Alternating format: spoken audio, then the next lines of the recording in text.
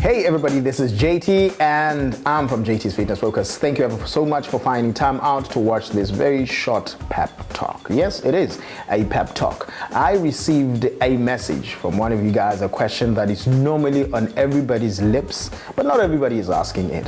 Why do I get painful joints from gymming? Many of us fall victim to that. And one of the major reasons why that is the case is improper way of gymming. When you go into gym, we neglect things such as stretches, such as warm-ups, such as building up to the climax.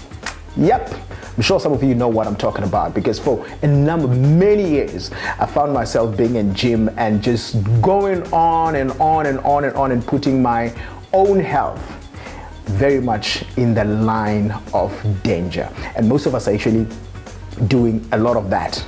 I just want to give you a very quick way to avoid injuries, to avoid joint pains. Number one, joint pains are normally caused by lifting heavy weights. Now, you gotta understand, when you go to gym, you go as an individual. Don't go there to impress people, please. Because that's what normally happens when people go into gym. You see another guy that's probably shorter than you, is probably looking less of a frame than yours, and you see them lifting 40, 80 kgs, and you feel, I'm not going to let this guy beat me. And you go for 40, 80 kgs. Doesn't work. Just because you're big doesn't mean you can lift big weights. Be intelligent, be wise about how you do the things that you do when you go into gym. Don't do it for people to see that you can lift big weights, because otherwise you're not gymming, you're actually practicing weightlifting. Even if you were a weightlifter, there are laws and rules that you have to follow. Now, it's very, very important that you take that into cognizance. Make sure that you plan your schedule before you go into gym. Have sufficient time to do stretches and warm-ups, and have time to build up, and have those little rests in between, and make sure that through and through you listen to your body and not the people outside. Because more than half the time someone will come to you and say, well, you can do better than that, you can lift much better, much more than that. Hey, believe you me, your body, you might be smaller than me, but you may actually lift more than I can. And I need to get my body into gear in order for me to get to the level where you are. So remember, you are an individual. And this is a case that is very common in most gyms. And the case is, you find there are ladies that gym with guys in gym. The guys would go and pick up heavy stuff, and it would be expected that you also should be performing as such. And more than half the times, ladies would put themselves in that kind of a press. And believe you me, that doesn't work. That doesn't work.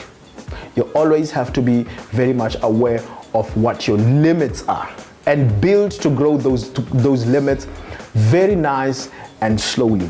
Be patient with your progress. And one of the reasons why people do not build their ability to grow very nice and consistently at an acceptable pace is because we're not really sure if we're going to be consistent in gym or not. And most of the time, because of that, you want to catch up for the time that is lost, because you don't really have a good plan, a good workout plan, a good workout routine. Sometimes you would be going to shop and you're thinking, maybe in the afternoon I might not be able to come to gym. So you turn and you say, I'm gonna go to gym, and you start doing that. Doesn't work. Make time for your gym. They say be efficient in a gym. Doesn't matter if you spend 30 minutes, but make that 30 minutes count. Because it's useless to spend 2 hours in a gym and come out of there, you haven't really done much. All you've been doing will be yep, because that's what happens. You have a long time in the gym, then you know what to do with it. You end up doing sweet bokoro. Well, excuse my French. But then, having said that, please do remember that it's not about the amount of weight that you can lift, but it's about exercise. It's about the exercise that you're doing and the reason why you're doing it.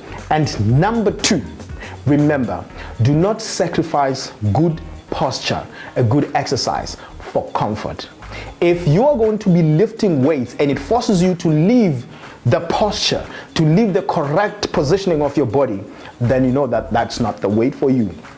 Drop it down until you can actually do it, and isolate if you absolutely have to isolate.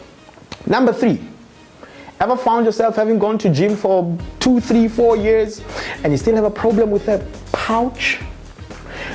The reason for that is most of us, we don't really take seriously the issue of cardio.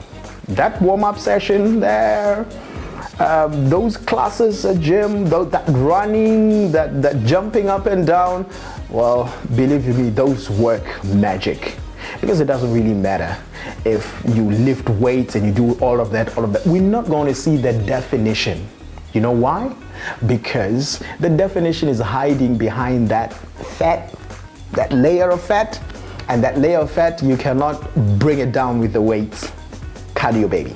So, like I said, I promise you to bring you these just to make sure that you are efficient and intelligent about what you're doing. So, check the next part of how to avoid booby traps in a gym. I'm JT. JT's Fit to Focus it is. Follow us on Facebook at fitness.fitnessfocus, and you're going to get yourself a lot of these.